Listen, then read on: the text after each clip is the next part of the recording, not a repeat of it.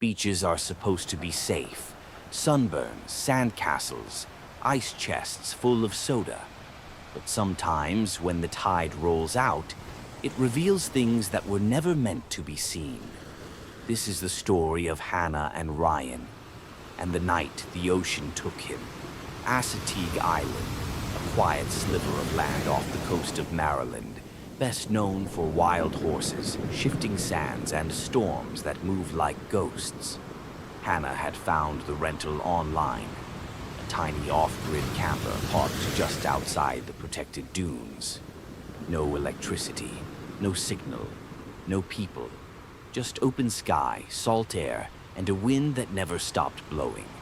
She and Ryan had come here to get away from their jobs, their phones, and maybe the conversation they'd been avoiding. They set up camp in the late afternoon. Ryan strung up lanterns between the dune grass. Hannah gathered driftwood for a fire. And for a few hours it felt like freedom. But the land was too quiet, not peaceful, watchful.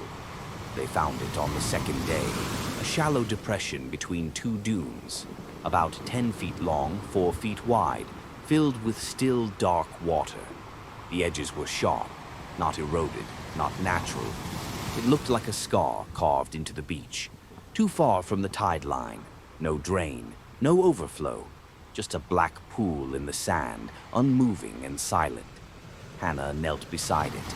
The water had no smell, no bubbles, no bugs. It was so still it looked like glass. But the strangest part?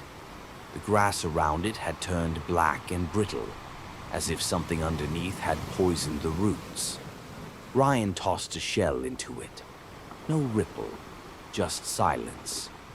That night, the beach stretched empty under a full moon. The firelight flickered orange against the sand. They saw him at midnight, a man walking barefoot along the tide line. No flashlight, no gear, no shirt, just dark, pale skin and arms that hung too long at his sides. He never turned, never looked at them. Just kept walking slowly like he was counting steps, head tilted, feet dragging. Ryan called out, "You all right?" The man didn't react. But then he stopped, still facing away, and lifted his head toward the sky. What came out of his mouth wasn't a yell. It was wet, gurgling, labored, like someone trying to scream while drowning. Then he disappeared into the fog that rolled in off the water. They didn't sleep much after that. At 2:47 a.m., Hannah woke to a new sound, like hands brushing across the canvas of the camper. Not claws, not an animal, hands. She looked through the window. The pool was back, closer now, no longer nestled between the dunes, but just 10 feet from their campfire ring. This time, the water was moving. Slow ripples spiraled across the surface, even though there was no wind, no motion. And in the center of the pool, something rose. Not fast, not sudden, just the faint outline of fingers. Thin, gray, barely breaking the surface, not struggling. Just waiting. By morning, Ryan was gone. His shoes were still at the edge of the camper step. His phone was still charging on the battery bank. But the sand told the truth. There were no footprints leading away. Only a long, narrow streak, like a body being dragged backward through the sand, toward the dunes. Where the pool had been. Nothing. Just dry earth, and a smell like salt and rotting seaweed. Hannah ran for hours, past the dunes, past the trail signs, through thorn bushes and horse tracks, toward the southernmost tip of the island. She only stopped when she saw him, far out on a tidal flat, exposed by the receding ocean. Ryan, standing waist-deep in dark water, motionless. His head was tilted forward, arms hanging, just like the man from the night before. She screamed his name. He didn't move, but slowly, deliberately, his right arm lifted. He was pointing, not at her, not at the shore, at the water behind him, where the black pools were forming again. She was found the next morning, curled up at the edge of a trailhead, barefoot, face streaked with salt.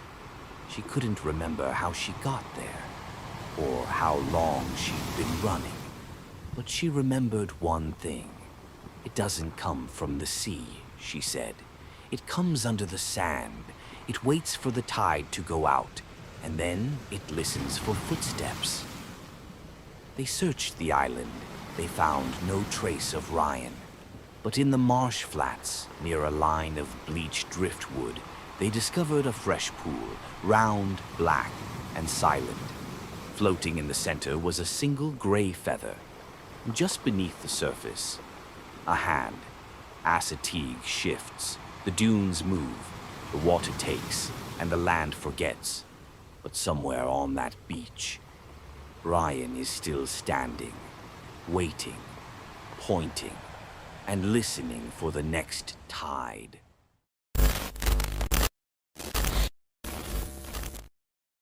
Miami Beach sells a dream. Perfect water, perfect people, neon lights, and endless music. But the ocean doesn't care about your party. It doesn't care how many people are watching. And when it decides to take something, it doesn't always give it back. It was supposed to be one last summer trip before grad school split them apart. Sam, Jake, and Deja booked a week at a high-rise Airbnb just off Ocean Drive. Mornings on the beach, nights in Little Havana, a week of forgetting the real world.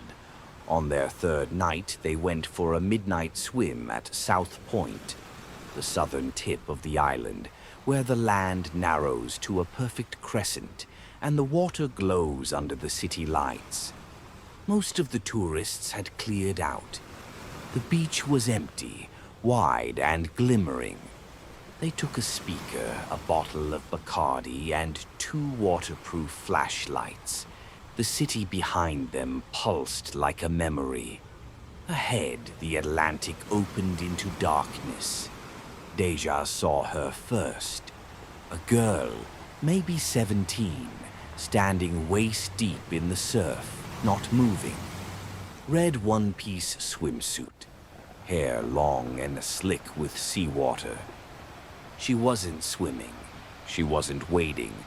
Just facing the horizon like she was waiting for something to rise from it. Sam turned on his flashlight and caught her in the beam for a second.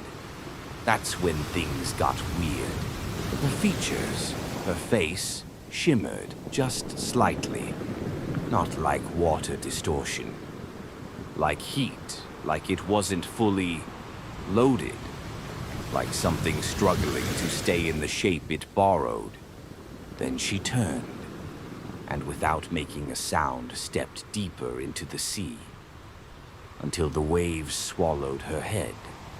Jake laughed, said it was probably some drunk girl pulling a TikTok stunt. Then he ran straight into the water after her. They waited for him to resurface, but when he did, he didn't laugh, didn't talk. He stood in chest-high water, squinting back at them like he didn't recognize them. Then he started coughing. Not like water went down the wrong pipe. This was deeper, wetter, like something was already inside him. Sam shouted for him to come back. Jake just turned and looked behind him into the black water. He said one word before going under again. Red. Sam dove in after him. The water, which had been clear and warm all week, was suddenly thick, cold, viscous.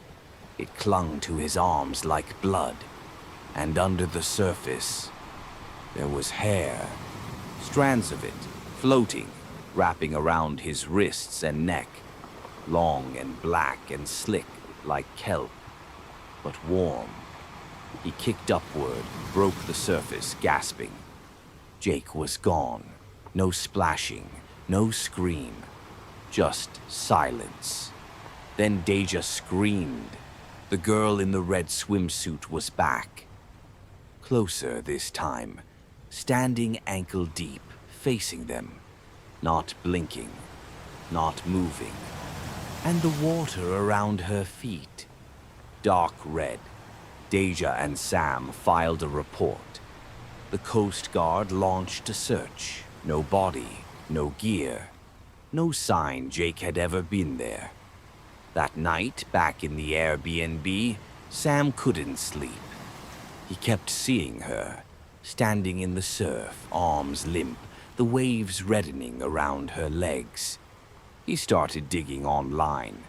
Nothing official, but in the old forums, the dead blogs, the dark corners of Miami folklore. She appeared, again and again. Isabel Rojas, a local high school girl, last seen in 1994 at a senior beach party. Drunk, upset, she'd waded into the ocean alone. They say she vanished below the surface while everyone danced just yards away. They never found her body. Only her red swimsuit washed ashore with a clump of long black hair tangled in it. Now, every few years when the moon is full and the tide pulls low, she comes back to stand, to watch, to take someone new. Sam couldn't stay away. He returned to the beach 2 nights later. Low tide, just after 2 a.m. The sand felt too soft, like breathing lungs. He walked to the water. No crowd, no music, just her. There she was, again. Same red swimsuit, same black hair dripping over her shoulders, same absence of a face. But this time she wasn't alone. Jake stood beside her. Only it wasn't really him. His skin was too pale, his mouth too wide. And when Sam called his name, Jake turned and smiled. And in the sand at Sam's feet, a pool began to form. Small at first, still black. And then it bloomed red. They found Sam the next day, soaking wet, curled in the lifeguard tower. He didn't speak, just kept looking at the horizon and muttering. She was waiting. She's always been waiting. He never left Miami after that. Never touched the ocean again. And now, if you ask the right bartender near South Pointe, the old ones who still believe in things, they'll tell you this. On certain nights, just before the tide turns, you might see her, a girl in a red swimsuit, standing in the surf, facing out, not moving, not breathing, waiting. And behind her, just for a moment, you might see others, standing with her. One more than the year before. South Pointe is beautiful. But if you swim there under a full moon, and you see the water turning red, don't go in. She's already seen you. Thanks for watching. Don't forget to like and subscribe and check out our other videos for more content like this.